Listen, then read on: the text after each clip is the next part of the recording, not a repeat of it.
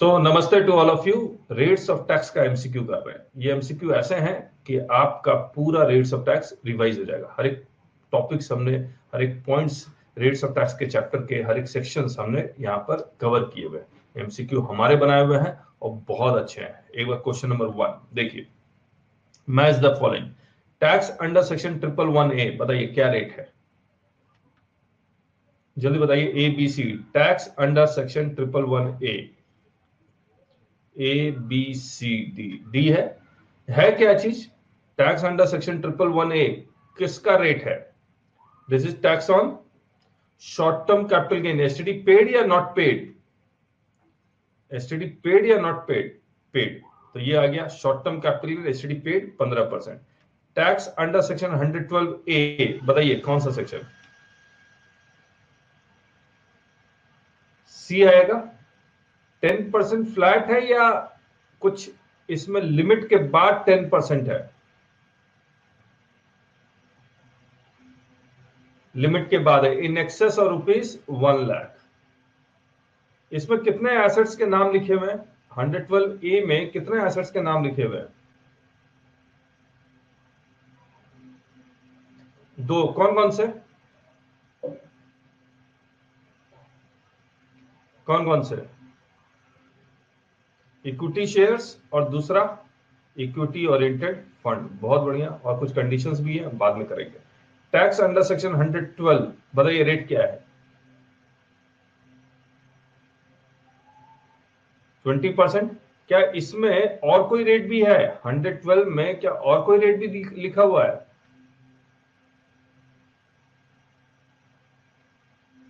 Yes, 10% without indexation or 20% with indexation, whichever is lower. Tax on lotteries, A हो गया। और इसका section है 115BB, 115BB tax on lotteries का। तो DCBA, DCBA, B is the answer. Question 2 बताइए। Individual shall pay tax on normal income as per slab rate, true और false? True. Rate of tax on firm or LLP is 30% flat, true or false?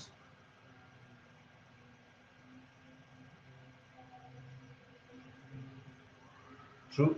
Both true. C is the answer.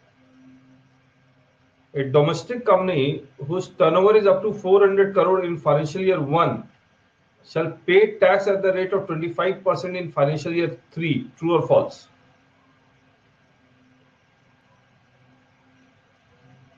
One, two, नहीं, 1, 2, 3। तो अगर आपको यहां tax देना है तो आपको टर्नओवर सेकंड पिछले फाइनेंशियल ईयर का देखना है या पिछले के पिछले फाइनेंशियल ईयर का देखना है? पिछले के पिछले फाइनेंशियल ईयर का देखना है, 1 का। वो अप टू है तो 25%। This is true. A foreign company shall pay tax at the rate of 40% on its normal income, true और false?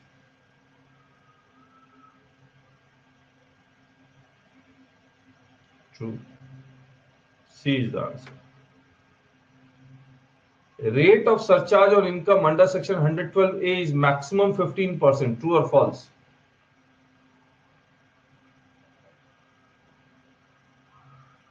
Rate of surcharge on income under section 112A is maximum 15%, true or false?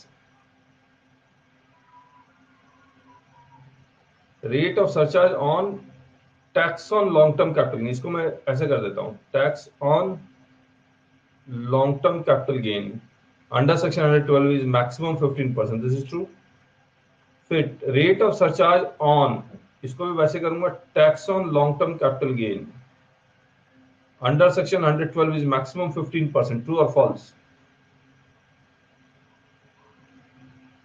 False. बहुत सही। True and false. A is the answer.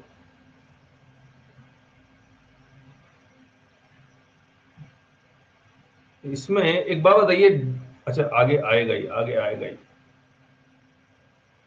Examine rate of surcharge on tax on short term capital gain, STD paid under section 111 is maximum 15%, true और false? Rate of surcharge on dividend is maximum 15%, true और false?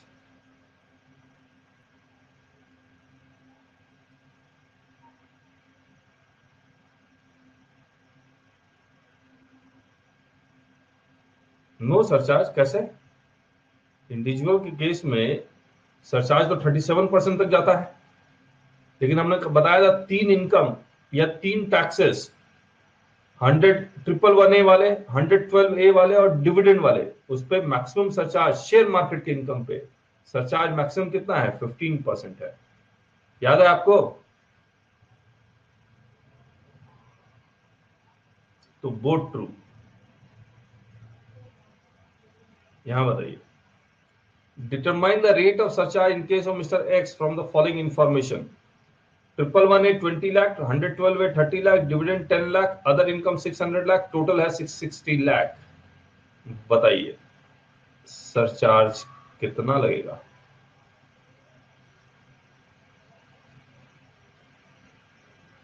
इनके ऊपर maximum 15% है। सबसे पहले बताइए part 1 part 2,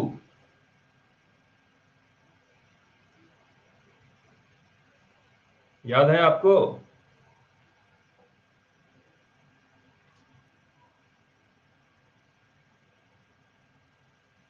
total income exceeds 2 crore या 50 लाख से अप टू 2 करोड़। अगर 50 लाख से अप टू 2 करोड़ है तो 1 में है, और एक्सीड्स 2 करोड़ है तो 2 में है। अब मुझे एक बात बताइए, देख के बताइए, 20, 30, 10, 600 लाख, 660 लाख है। बताइए पार्ट 1 पार्ट 2, पार्ट 2 में है। अब पार्ट 2 में ये वाली इनकम अप टू 2 करोड़ है, तो इस पे सरचार्ज 15% लगेगा।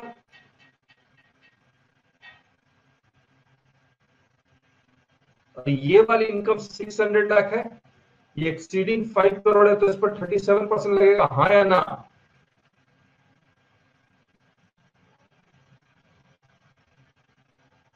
इसका बताइए, इसका इसका केस 2 का बताइए।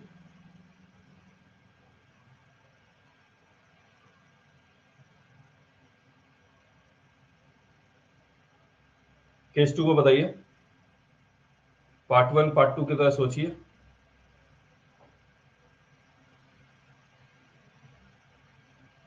शेयर मार्केट के इनकम पे कितना सरचार्ज?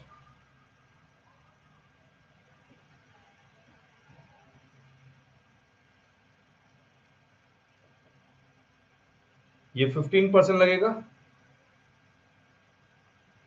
इस पे भी 15 लगेगा। हेलो, इस पे भी 15 लगेगा। मैं आपको जब क्लास में करवा रहा था तो मैं पता था अप टू 2 करोड़। यहां पर ये लिमिट नहीं है 10 और 15% की, अगर पार्ट 2 में चला गया तो अप टू 2 करोड़ 15% है। आया? एक बार फिर से देख लीजिए आप, यस और नो?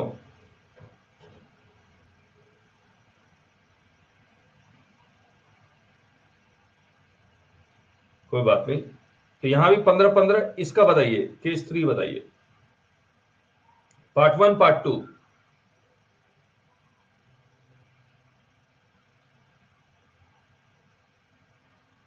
पार्ट 1 इस पे बताइए।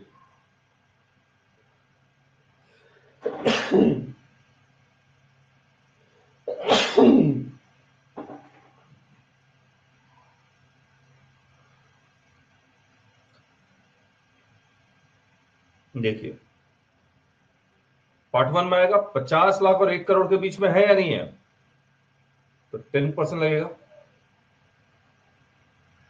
तो इस पे भी 10% लगेगा, इस पे भी 10% लगेगा,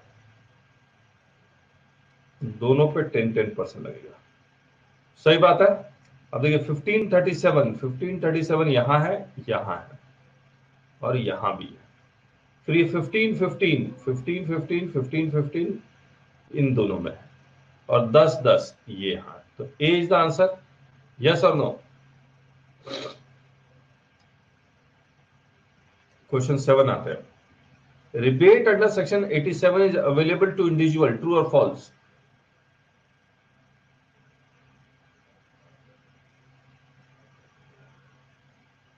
ओनली टू इंडिविजुअल कर देते हैं, ओनली टू इंडिविजुअल। अब बताइए ट्रू एंड फॉल्स।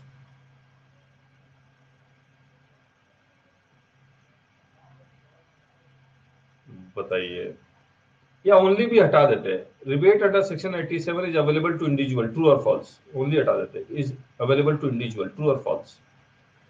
फॉल्स होगा। रेसिडेंट इंडिविजुअल है, रेसिडेंट इंडिविजुअल है, हाँ या ना?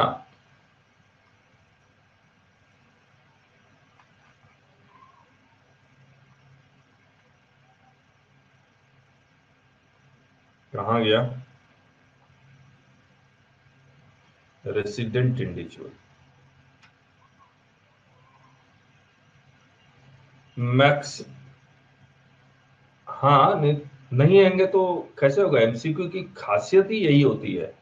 नहीं, ट्रू है तो B will be the answer. Amit ji जवाब दीजिएगा। Question 8, MMR of individual. MMR क्या होता है? Maximum marginal rate of tax of individual is more than MMR of domestic company, true and false? MMR, maximum marginal rate of tax of individual, is more than MMR of domestic company. True or false? MMR of individual, MMR क्या होता है? Maximum marginal rate of tax. Individual का maximum tax 30% है, surcharge है 37% और 4% cess है। और domestic company 30% plus surcharge 12% plus 4%। तो MMR of individual is more than MMR of domestic company is true। मैं आपको दिखला भी देता हूं।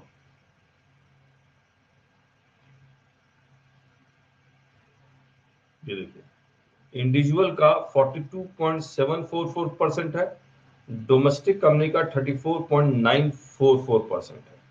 तो this is true. Average rate of tax is tax divided by total income, true और false? Average rate of tax is tax divided by total income, true और false?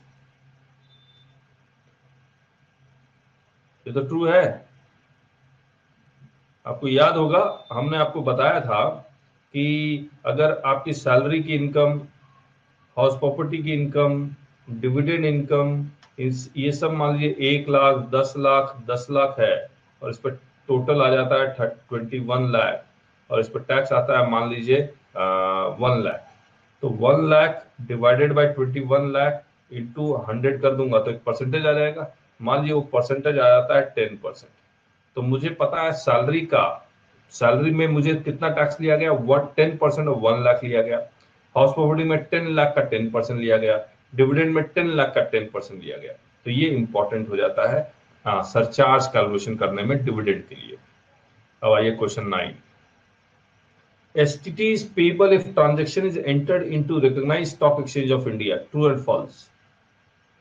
STT is payable if transaction is entered into recognized stock exchange of India, true and false? True है।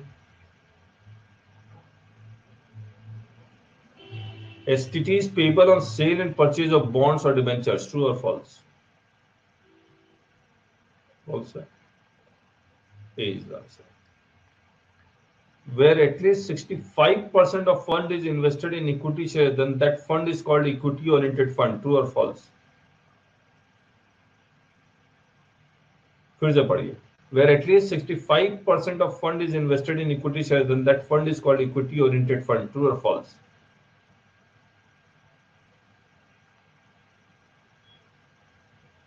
बताइए। At least है या more than 65% है? More than है, तो ये false हो जाएगा। Equity oriented fund either sold in recognised stock exchange of India और bought by mutual fund STT is payable, true और फॉल्स?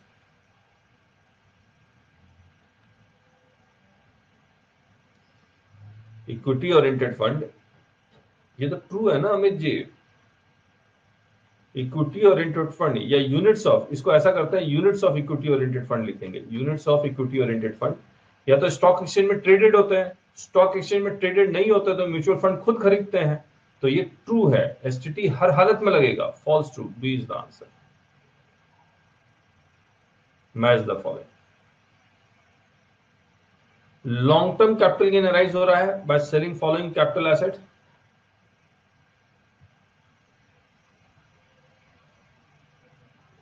राजीव जी एमसीक्यू की शीट नहीं देख पा रहे हैं।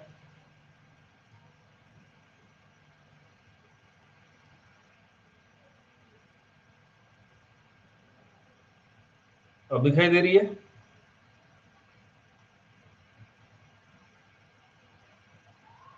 चलिए, long term capital gain arises on transfer of following capital assets. आपको रेट्स ऑफ टैक्स डिटरमाइन करना है, ये एलटीसीजी है। लिस्टेड प्रेफरेंस शेयर्स, बताइए rates of tax. Listed preference shares rates of tax बताइए।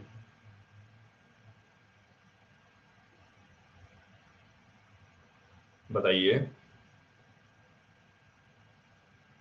क्वेश्चंस अच्छे हैं इसमें और सारा टॉपिक कवर हो रहा है, पूरा इंटायर सिलेबस कवर हो रहा है, इसके बाहर एमसीक्यू आपके एग्जाम में आ नहीं सकता है।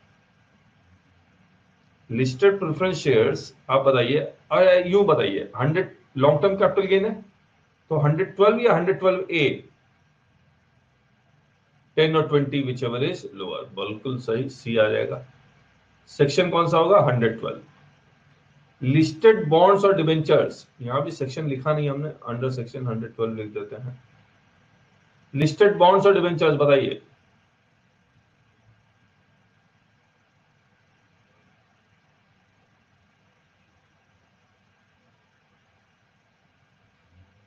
लिस्टेड बॉन्ड्स और डिबेंचर्स, इंडेक्सेशन होगा नहीं, तो अगर विदाउट इंडेक्सेशन में और लिस्टेड है तो 10% का बेनिफिट मिलेगा या नहीं मिलेगा? तो डी आंसर आएगा, 10% एज पर सेक्शन 112। ये देखिए, listed equity shares where STT is paid both at the time of purchase and sale. बताइए,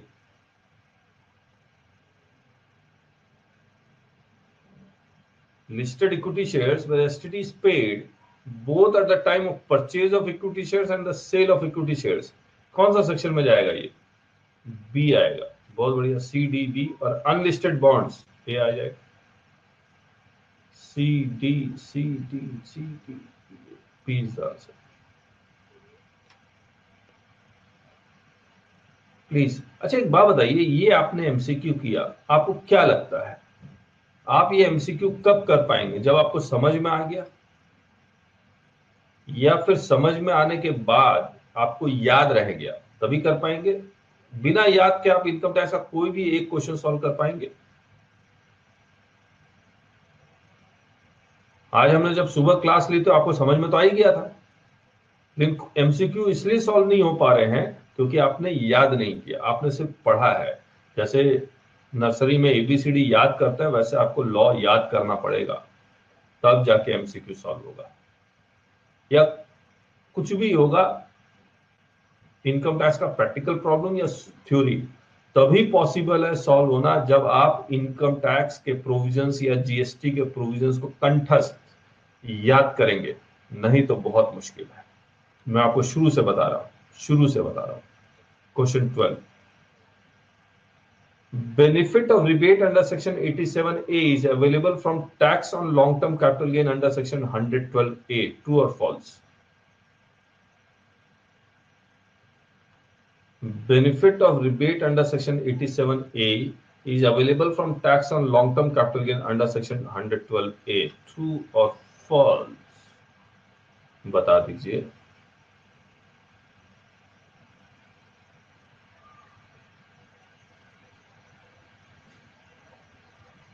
अमित जी, राजीव जी, कुछ तो बोल दीजिए।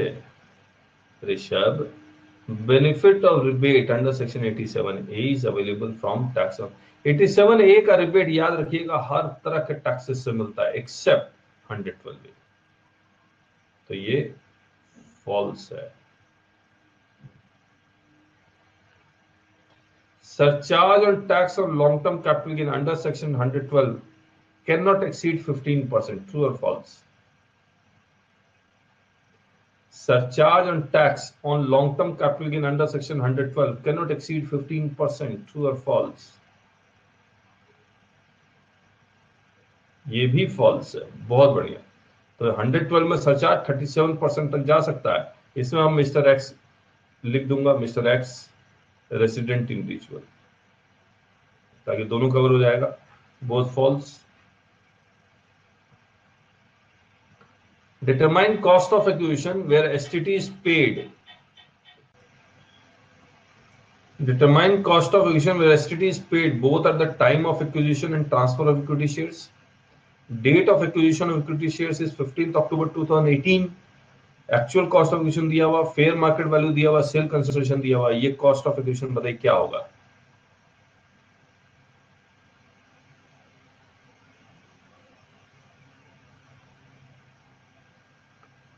$120 होगा? यस और नो? देखिए 120 नहीं होगा, 100 होगा। क्यों? क्योंकि ये शेयर्स कब एक्वायर किया गया है? 31 जनवरी 2018 के बाद एक्वायर किया गया है। आप फिर भूल गए या भूले नहीं, याद है आपको, लेकिन एमसीक्यू में अप्लाई नहीं कर पाए। ये वाला जो पोर्शन है, ये वाला, वो तब अप्लाई होता है जब the shares are acquired before 1 February 2018। ये तो ऑन और आफ्टर 1 फरवरी 2018 है, ये देखिए। तो एक्चुअल कॉस्ट ऑफ एक्विजिशन होगा। अब क्वेश्चन 14 बताइए। ये देखिए यहां एप्लीकेबल होगा। ये शेयर्स कब एक्वायर किया गया? 15 जनवरी 2018 को। अब अप्लाई कीजिए वाला।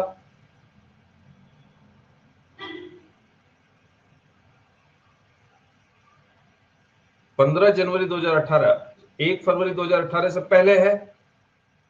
तो मैंने आपको बताया था fair market value he cost of acquisition होगा, लेकिन वो सेल कंसिडरेशन से ज्यादा नहीं हो सकता, इसलिए लोअर होगा 120। और कॉस्ट ऑफ एक्विजिशन तो ज्यादा हो ही सकता है, तो 120 विच एवर इज हायर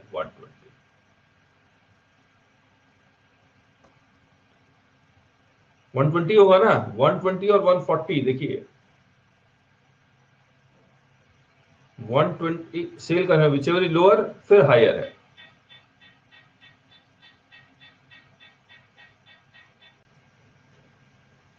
चलिए अब वो एमसीक्यू कर रहे हैं जो एग्जाम में आ चुके हैं। Short term capital rising from transfer of equity shares in a company और units of equity oriented fund और units of business trust charge with securities transaction tax are subject to income tax at the rate of, बताइए 10, 15, 20 या normal rate? आसान होंगे ये। अब short term capital gain जिसके ऊपर एसटीटी लग चुका है। एसटीडी किस पे लगता है? इक्विटी शेयर्स पे लगता है, units of equity oriented fund पे लगता है, और एक बिजनेस ट्रस्ट का भी एक यूनिट्स है उस पे भी लगता है, जो हमने किया नहीं है, लेकिन इन दोनों पे तो लगता ही है। बताइए शॉर्ट टर्म कैपिटल में एसटीडी पेड 111A में चला जाएगा।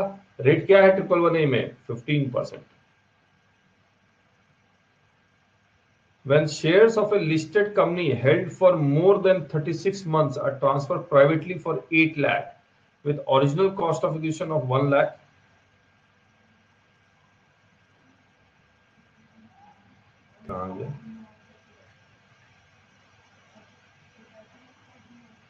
the shares of a listed company held for more than 36 months are transferred privately for 8 lakh with original cost of acquisition 1 lakh, whose index cost of acquisition is 2 lakh, the income tax payable would be, बताइए।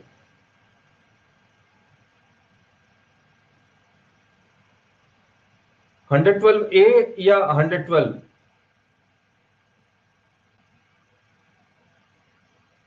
कौन सा section?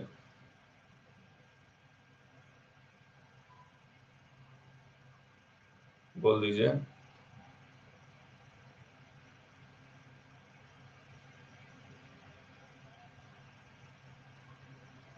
$112A तो नहीं लगेगा, क्योंकि STT तो पे हुआ ही नहीं होगा, because shares are transfer privately. और ये मोर देन मैं 12 मंथ्स कर देता हूं इसको,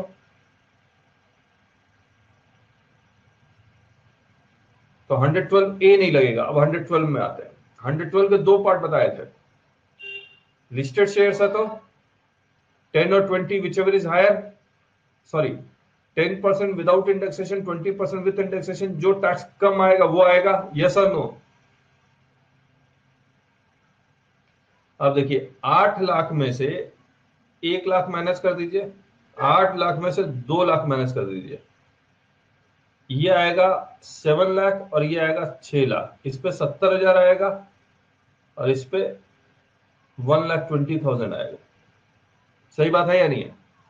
लोअर है 70,000, इस पे मैं 4% ऐड करूंगा, कितना आएगा 4% ऐड करने के बाद? 72,800। यस और नो? तो मैं इसको 72,800 कर दूंगा। पहले 3% के हिसाब से, ये पुराना क्वेश्चन इसीलिए है, और इस पर भी मैं 4% जोड़ूंगा 1,20,000 में, तो ये आएगा 124,800। इसको भी मैं उसी हिसाब से चेंज कर दूंगा।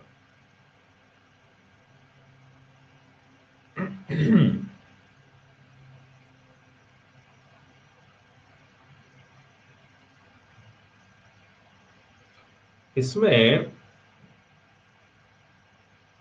इस क्वेश्चन में और भी कुछ लिखना चाहिए था कि मान लीजिए मेरी सिर्फ यही इनकम और कोई इनकम ही नहीं है, तो मुझे वो बेसिक एग्जाम्पशन भी तो मिलेगा या नहीं मिलेगा? हाँ या ना?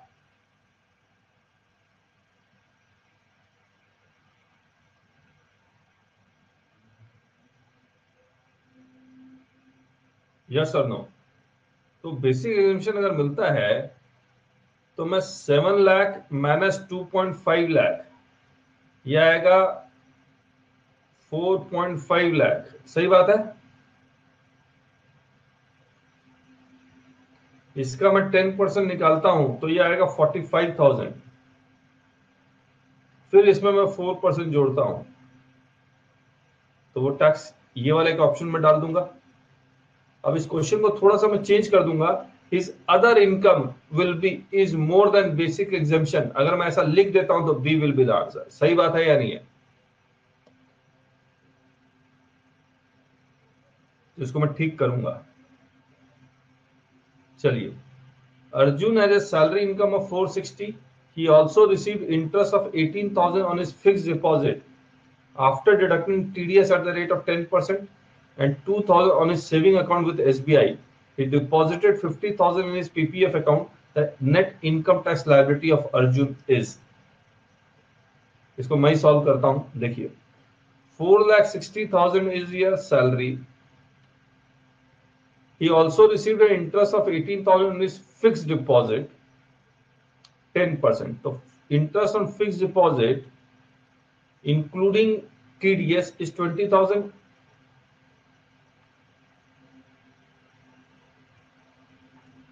यहां जो ब्रैकेट आना चाहिए, यहां पर ब्रैकेट आ जाएगा, एंड 2,000 इज सेविंग अकाउंट, और इंटरेस्ट ऑन सेविंग अकाउंट कितना है? 2,000 रुपया। टोटल कितना आएगा ये? 460।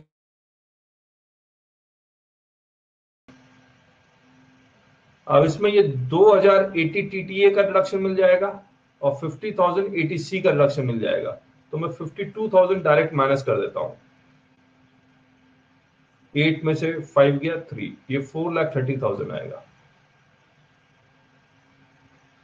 4,30,000 में से फर्स्ट 2,50,000 माइनस कर देता हूं,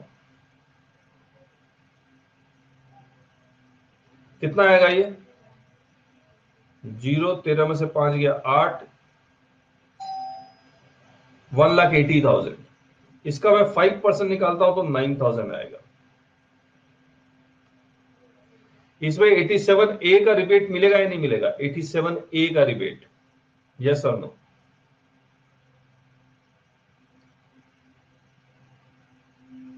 इसमें एक आंसर नील हो जाएगा, एक आंसर हो जाएगा 9,000 का 4%, 9,360 हो जाएगा, एक हो जाएगा नील। तो इसमें 87A का भी रिबेट मिल जाएगा। इसमें कुछ लिखा हुआ अर्जुन रेजिडेंट लिख देता हूं मैं,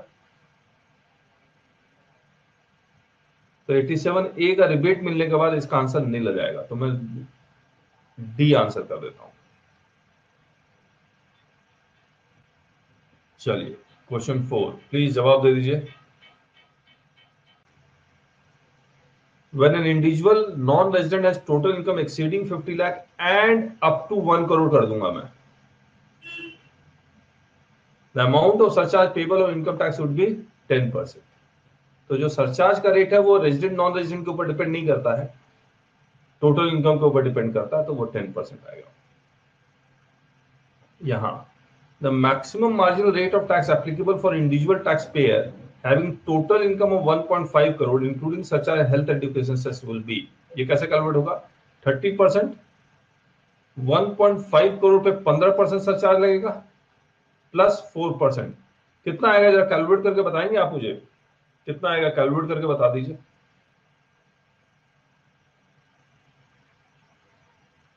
थर्टी इंटू 15%, तो 30 प्लस 4.5 इंटू 1.04, ये आएगा 35.88, ये आंसर आएगा। ये भी कर लेते हैं। मिस्टर रंजीत है, short term capital gain of 95 lakh, long term capital gain of 110 lakh and business income of 90 lakh, which of the following statement is correct? देखिए 95 और 110 और ये 90 टोटल करते हैं पहले 5 9 और 18 एक 19 एक 295 2.95 करोड़ 2.95 करोड़ है, तो इस पे लगेगा 15%, इस पे भी लगेगा 15%। I hope you agree. 25% गलत है, ये वाला surcharge the rate of 15% leviable on 2.95 crore, this is correct. C में क्या लिखा हुआ? 15% 2.5, ये गलत है, ये भी गलत है, तो बी आंसर हो जाएगा। लास्ट कर लेते हैं। Rajiv, aged 28 years, received cash gift of 2 lakh on the occasion of his marriage. It includes gift from non-relative of 80,000. His income by way of lottery winning is 3 lakh. His net income tax liability ignoring TDS and rebate would be. ये मैं ही कर देता हूँ। Rajiv, aged 28, received cash gift of 2 lakh on the occasion of his marriage. It includes gift from, अच्छा बताइए, cash gift of 2 lakh on the occasion of his marriage, ये taxable होगा या non taxable होगा?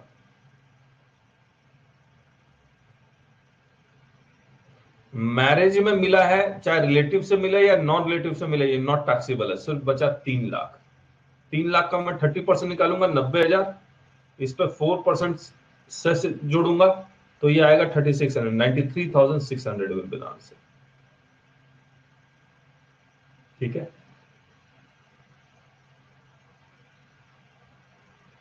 तो ए विल बी द आंसर। बाकी तो मैं कुछ भी नहीं लिख सकता। बाकी मैं ये कर सकता हूं, कोई 80,000 को इनकम मान सकता है तो 3,80,000, कुछ स्टूडेंट्स मान नहीं सकते 3,80,000, और 3,80,000 वो कैसे सोचेगा स्टूडेंट? इसमें 2.5 लाख का एग्जाम्पशन जरूर देगा वो। नहीं, क्यों देगा? हाँ 80,000 देगा देगा देगा। 0 8 में से 5 गया 3 1, इसका 30% निकलेगा 39,000 प्लस 4% जोड़ेगा, जो गलत आएगा, जो गलत आएगा। स्टूडेंट है, अगर नहीं आता तो कुछ भी सोच पाएगा, कंफ्यूज हो गया तो कुछ भी सोच पाएगा, तो वो एक ऑप्शन हम लोग यहां बना देंगे। चलिए मुबारक हो, कल सुबह मिलते हैं आपके साथ, एग्रीकल्चर इनकम करेंगे। So thank you so much, bye bye.